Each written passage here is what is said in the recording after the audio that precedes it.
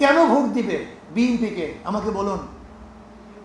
ওই যে ভোলাতে স্বামীকে আবদ্ধ করে তার স্ত্রীকে ধর্ষণ করার জন্য। আগামী নির্বাচনে কি অবস্থা হবে? আগামী নির্বাচনে কারা ভোট পাবে? কথা ক্লিয়ার। যারা সুশাসন কায়েম করতে পারবে তারা ভোট পাবে, যারা সুশাসন কায়েম করতে পারবে না তারা ভোট পাবে না। ক্লিয়ার কাট কথা। বিএনপি ভাবতেছে বিগত ইতিহাস থেকে যে বিগত দিনে বিএনপি এত ভোট পেয়েছে, আগামীতেও এত ভোট পাবেন। তা বিগত দিনে আওয়ামী লীগের নেতৃত্বে দেশ গঠন হয়েছে, এদের স্বাধীন হয়েছে, তারা ভারতে পালাইছে কেন? এটা তো ইতিহাস। বিগত দিনে আওয়ামী লীগ ক্ষমতায় ছিল, আজকে ক্ষমতায় নাই কেন?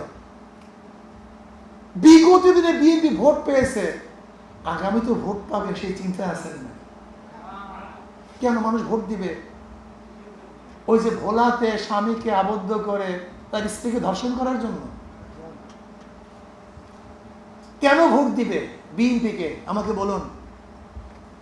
ওই যে ইসের মধ্যে আপনার ওই লালমনিরহাট ই থানায়, পাটগ্রাম থানা, হাতিবান্ধ পাটগ্রাম থানা, এই পাটগ্রাম থানা সমস্ত পুলিশদেরকে মারার জন্য, থানা লুট করার জন্য, থানা ভাঙচুর করার জন্য আপনাদেরকে ভোট দেবে? আপনি বলুন। বিএনপির কথা বললে আপনি বিএনপির বিরুদ্ধে কথা বলেন। আমি তো বিএনপির বিরুদ্ধে কথা বলি নেই। যারা সাংবাদিক আছে, মিডিয়া আছে, তারা কথা বলে, আমরা সেটা শুনায় দিই। আমি তো আর তজিমুদ্দিনে ছিলাম না, মিডিয়া বলছে তজিমুদ্দিন এই ঘটনা ঘটছে। প্রতিদিন হত্যা হচ্ছে, প্রতিদিন। এই পর্যন্ত দেশ শুরু করে খুন হয়ে গেছে, বিএনপি নিজেরা নিজে মারামারি করতে করতে বহুত লোক পঙ্গু হয়ে গেছে। এখনো ক্ষমতায় যায় নাই, এখনো ক্ষমতায় যায় নাই। তাতে যদি এই অবস্থা হয়, তাহলে ক্ষমতায় গেলে অবস্থাটা কি হবে আমাকে বলুন তো?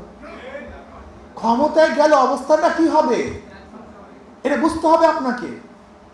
এদেশের মানুষ এখন সেই মানুষ আর নাই।